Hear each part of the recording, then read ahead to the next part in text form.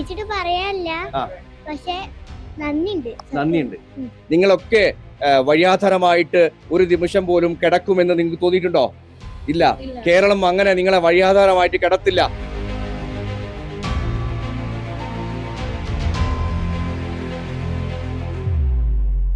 അത് ഒരുപാട് നന്ദിയുണ്ട് സർക്കാരിനോട്, പ്രത്യേകിച്ചും ഞങ്ങളെ സഹായിച്ച എല്ലാവർക്കും നന്ദി പറയണേ. ഞാൻ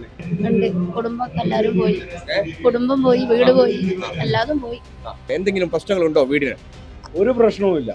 ഇത് ഞങ്ങൾക്ക് ഈ ടൗൺഷിപ്പ് കൈമാറിയിട്ട് ഈ ടൗൺഷിപ്പ് ഫുള്ളായിട്ട് പൂർത്തിയായി കഴിഞ്ഞാൽ ഇതൊരു പ്രത്യേക കേരളത്തിന്റെ ഒരു യൂറോപ്പ് സ്റ്റൈലായിട്ട് മാറും.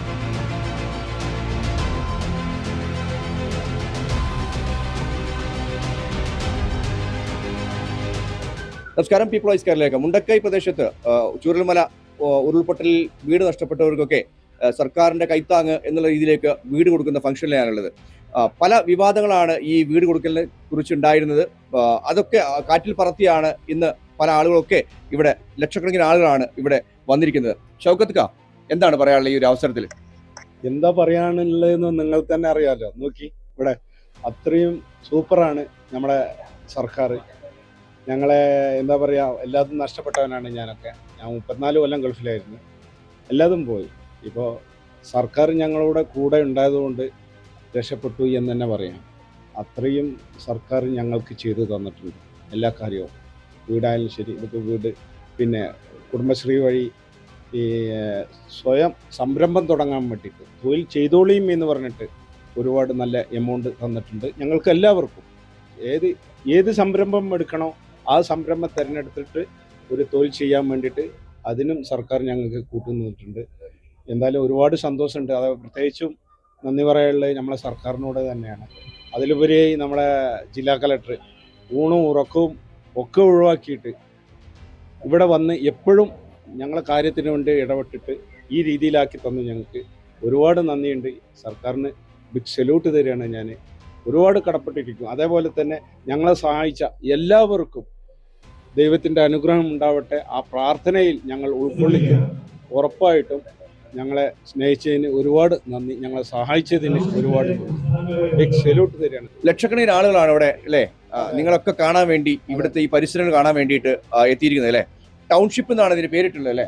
ആ ടൗൺഷിപ്പിനോട് കിടപിടിക്കുന്ന രീതിയിലേക്കാണ് ഇവിടെയുള്ള പ്രവർത്തനങ്ങളൊക്കെ പോയിട്ടുള്ളത് അല്ലേ. പാർക്ക്, നിങ്ങൾക്ക് ആവശ്യമുള്ള സംഭവങ്ങളൊക്കെ. ഞാൻ നിങ്ങളോട് ചോദിക്കുന്ന ഒരു ചോദ്യം, നിങ്ങൾ താക്കോല് വാങ്ങി ഉള്ളിലേക്ക് കയറിയാണ്, എന്തെങ്കിലും പ്രശ്നങ്ങളുണ്ടോ വീടിന്? ഒരു പ്രശ്നവുമില്ല.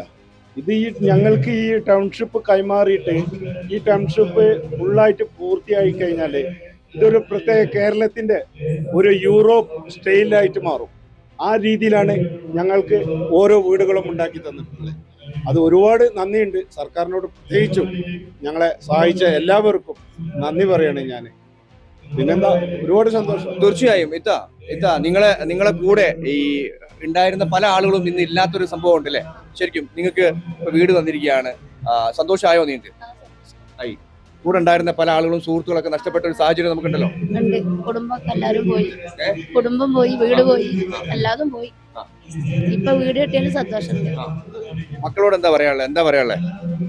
സന്തോഷമായോ? എന്താണ് പറയാനുള്ളത്? നീ പറയും.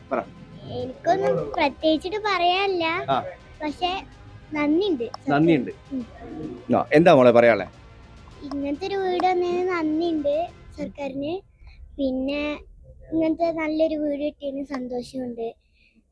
പിന്നെ എനിക്ക് ഇവിടുന്ന് സ്കൂൾ വിട്ടിട്ട് വേണമെങ്കിൽ ഇവിടേക്ക് നടന്നു വരാം. സ്കൂൾ വിടേണ്ടി വരില്ല, ഇവിടെ ഒരു സ്കൂൾ ഉണ്ടാകും.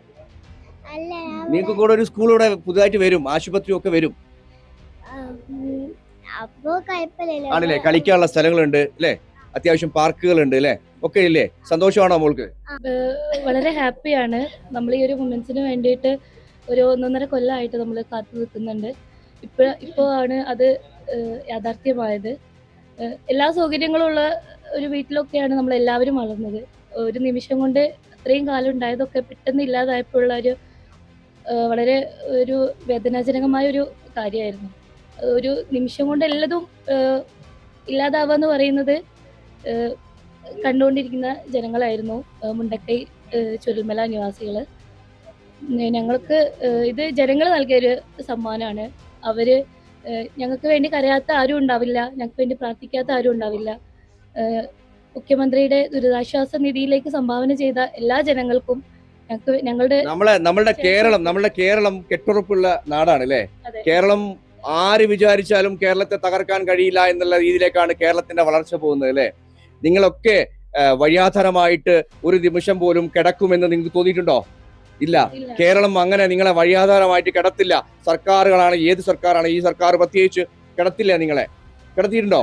സന്തോഷമല്ലേ ശരിക്കും നിങ്ങൾക്ക് ഇപ്പോ? ഒരു വീട് നൽകുക എന്നതിലുപരി വയനാടിന്റെ കണ്ണായ ഭാഗത്ത് തന്നെ നൽകപ്പെടുക എന്നുള്ളതൊരു വലിയൊരു കാര്യമാണ്. നമ്മൾക്ക് ഇത്രയും സൗകര്യത്തോടു കൂടി കിട്ടുന്ന നമുക്ക് ഒരിക്കലും നമ്മൾ വിചാരിക്കാത്തൊരു കാര്യമാണ്.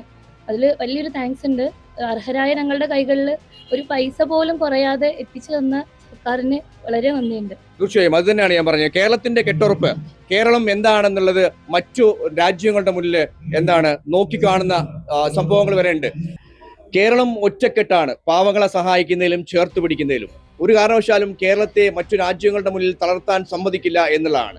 ഒരു കൂട്ടം ആളുകൾ മാത്രമാണ് കേരളത്തെ മോശമായി ചിത്രീകരിക്കാൻ വേണ്ടി എപ്പോഴും തയ്യാറെടുക്കുന്നത്. അത് തളരില്ല എന്ന് തന്നെയാണ്. ഈ വീട്, ഞാൻ ഈ നിൽക്കുന്ന വീട് വരെ വലിയ രീതിയിലേക്ക് വിവാദങ്ങൾ സൃഷ്ടിച്ച വീടാണ്. വലിയ രീതിയിലേക്ക് താമസിക്കാൻ കഴിയില്ല എന്നും ഒരാൾക്ക്, ഒരു കുടുംബത്തിന് സുഖമായിട്ട് താമസിക്കാൻ കഴിയില്ല എന്നൊക്കെ വലിയ രീതിയിലേക്ക് കുപ്രചരണം നടത്തിയിരുന്ന സമയമുണ്ട്. പക്ഷേ ഇന്നതെല്ലാം കാറ്റിൽ പറത്തിയാണ് ഒരുപാട് പേര്, ലക്ഷക്കണക്കിന് പേരാണ് ഞാൻ ഈ നിൽക്കുന്ന സ്ഥലത്ത് തടിച്ചുകൂടിയിരിക്കുന്നത്. വലിയ സന്തോഷമുണ്ട്. ചൂരൽമല ആരുമില്ലാതെ ആയ ആളുകളെ, ഒരു ദിവസം കൊണ്ട് ആരുമില്ലാതെ ആയ ആളുകളെ ചേർത്ത് പിടിച്ചതിന് ജനങ്ങൾക്കും സർക്കാരിനും ഞാൻ എൻ്റെ പ്രത്യേകം നന്ദി രേഖപ്പെടുത്തുകയാണ്. നന്ദി, നമസ്കാരം.